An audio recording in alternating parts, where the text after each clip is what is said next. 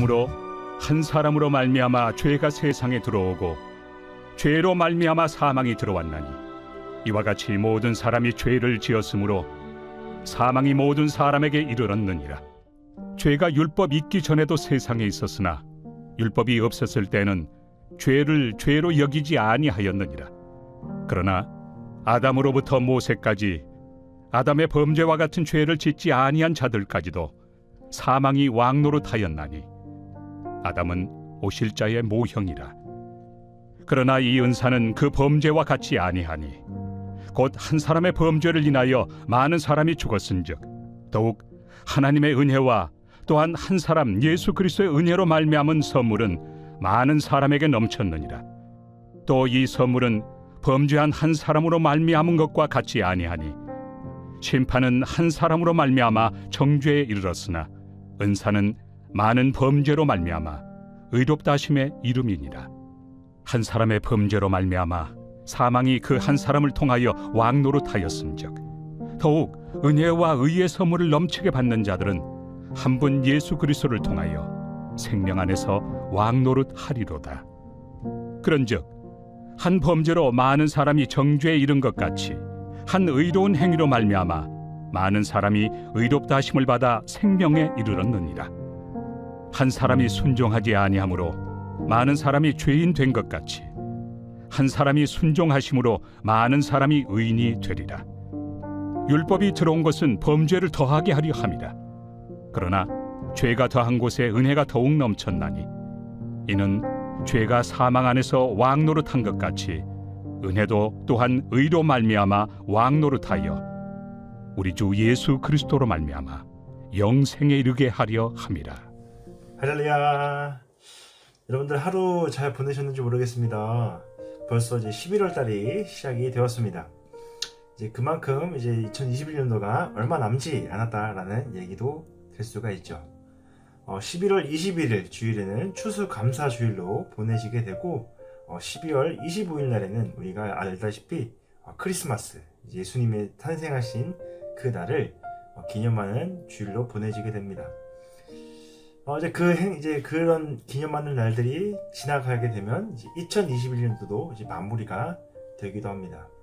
이제 우리가 한 해를 마무리하고 이제 새해를 시작하는 그 시점에서 우리가 어떤 분을 바라보고 우리가 또 어떻게 우리가 새해를 시작할 때에 어떤 분을 바라보고 또 어떤 마음으로 우리가 시작을 해야 될지 우리가 좀 말씀을 살펴보면서 우리가 은혜를 나누도록 하겠습니다. 여러분 혹시 1년 동안 죽은 사람의 수가 얼마나 되는지 아십니까? 2020년도, 그러니까 작년이죠. 작년 통계에 의하면 우리나라 한 해 사망자 수가 30만 5,100명이라고 합니다. 작년에 우리나라에서 대략 죽었던 사람이 대략 30만 명 정도 되고 그리고 19년도 코로나 전에 2019년도에는 전 세계 인구 중에 5,100만 명이 죽었다라는 통계도 있습니다.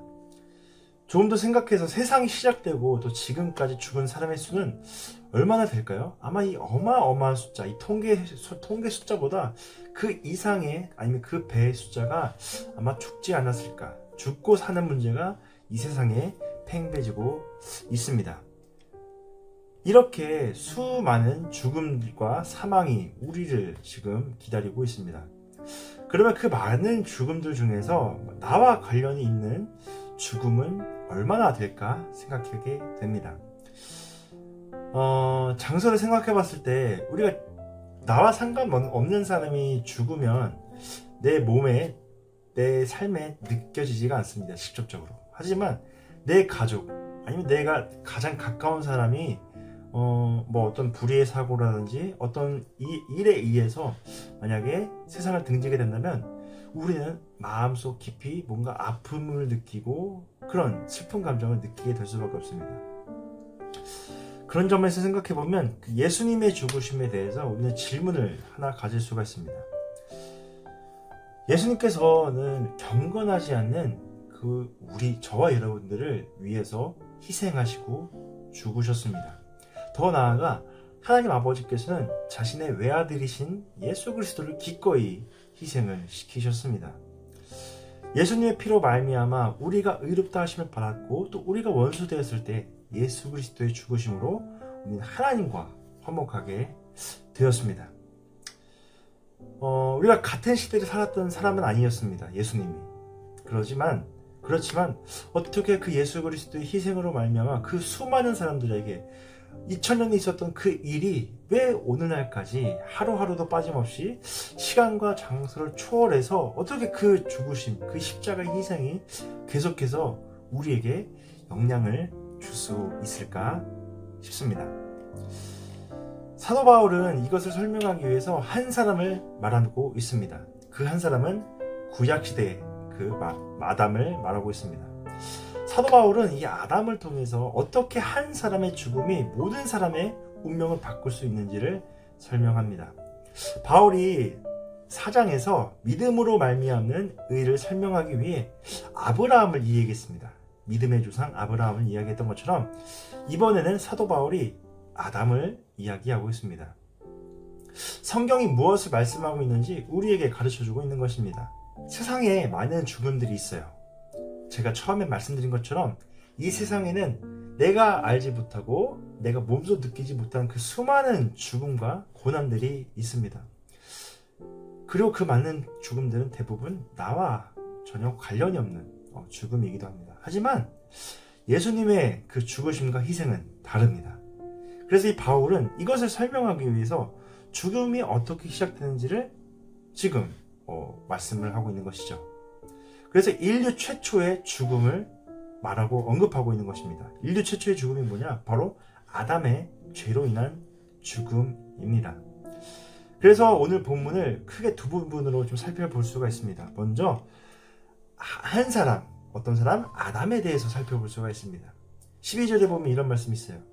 그러므로 한 사람으로 말미암아 죄가 세상에 들어오고 죄로 말미암아 사망이 들어왔다. 위기와 같이 모든 사람이 죄를 지었으므로 사망이 모든 사람에게 이르렀느니라. 아멘. 사도 바울은 죽음의 시작점이 바로 아담의 죄로 인해서 시작이 되었다라고 설명을 하고 있습니다. 이처럼 이 한 사람의 행동으로 인해서 얼마나 큰 영향력을 가지는지를 생각할 수 있는 본문입니다. 아담이라는 사람을 통해서 죄가 들어왔습니다. 첫 번째는 네 가지 있는데 첫 번째로 한 사람으로 말미암아 죄가 들어옵니다. 두 번째 죽음이 들어옵니다. 그리고 세 번째 그 죄가 모든 사람에게 전해지게 되고 네 번째는 결국 죽음에 이르게 된다라고 합니다. 한 사람 때문에 이 아담으로 인해서 이 죄라는 바이러스가 모든 사람에게 수많은 시간이 흘러가면서 오늘날 우리에게 이르기까지 모든 사람에게 이 죄의 바이러스가 계속 지금 전파되고 있는 것입니다.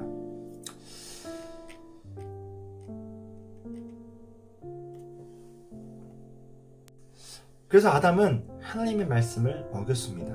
어떤 말씀을 어겼죠? 바로 선악과를 먹지 말라였습니다. 사소한 것이었습니다. 우리에게 그 명령이 어렵지 않은 명령이었습니다. 그냥 선악과를 먹지 않았으면 죄가 들어오지 않았을 것이고 에덴 동산에서 하와와 같이 행복하게 지낼 수 있었을 텐데 사도 바울은 아담은 결국 그 사탄 마귀의 유혹에 넘어가 결국 하나님의 말씀에 불순종하게 되는 결과를 초래하게 됩니다. 하지만 그 반대로 신약성경의 아담, 바로 예수 그리스도를 통해서 죄 가운데 사망 가운데 있을 수밖에 없는 우리를 건져내신, 사망에서 생명으로 구원하신 예수 그리스도를 지금 사도 바울이 또 언급을 하고 있습니다. 그 한 사람 덕분에 사망에서 생명으로 우리를 옮기셨다라고 말씀을 하고 있는 것입니다. 5장 17절에 이런 말씀이 있습니다. 한 사람의 범죄로 말미암아 사망이 그 한 사람을 통해서 왕노릇하였은즉 더욱 은혜와 의의 선물을 넘치게 받는 자들은 한 분 예수 그리스도를 통하여 어떤 안에서 생명 안에서 왕노릇하리로다 라는 말씀이 있습니다. 이 사도 바울은 아담과 예수 그리스도를 비교하면서 대조하면서 말씀을 하고 있습니다. 아담으로 인해서 죄와 사망이 왕노릇했지만 예수 그리스도를 통하여서 생명이 우리를 살리셨다, 자유롭게 하셨다라고 말씀을 하고 있는 것입니다. 마틴 로이드 존스 목사님이 이렇게 말을 합니다. 아담 안에 있는 자신을 보라. 당신은 아무런 일도 하지 않았지만 죄인이라고 선포되었다. 그리고 예수 그리스도 안에 있는 자신을 보라. 당신은 아무런 일도 하지 않았지만 의인이라고 선포되었다. 라고 이 마틴 로이드 존스 목사님이 말씀을 하셨습니다. 우리가 영원히 죽게 될 수밖에 없는 운명이었지만 한 사람, 바로 예수 그리스도로 말미암아 우리가 영원히 살 수 있게 되었다라고 합니다. 바로 이것이 하나님의 은혜인 줄 믿습니다. 우리는 아무것도 한 일이 없습니다.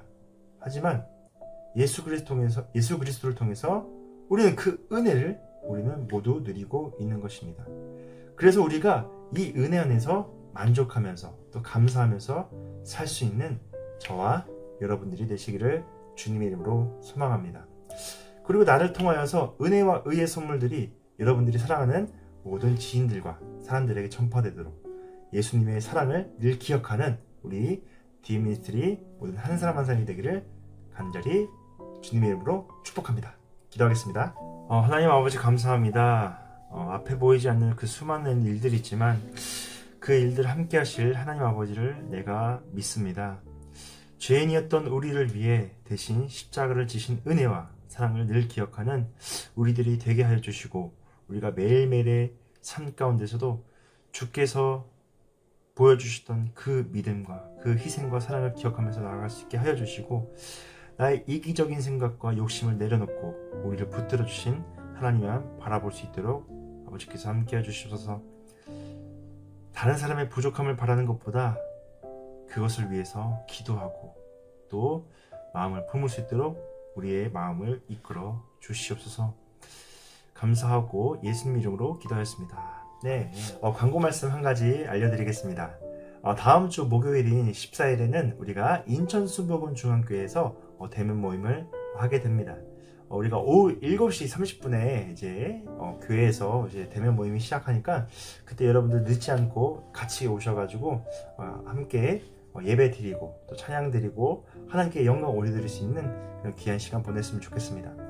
그리고 이제 예배가 끝나고 우리가 오랜만에 같이 이제 식탁 교제를 하면서 좀 맛있게 음식 먹고 또 카페에서도 좀 이렇게 같이 얘기 나누면서 그런 시간 보냈으면 좋겠습니다. 너무나 보고 싶습니다. 그리고 우리 좀 단계가 많이 조금 완화되었으니까요. 여러분들 좀 웬만하면 같이 좀 대면 모임에 참석하셔가지고 우리가 좀 얼굴도 좀 보고 또 서로를 위해서 기도할 수 있는 그런 시간 되었으면 좋겠습니다. 감사합니다.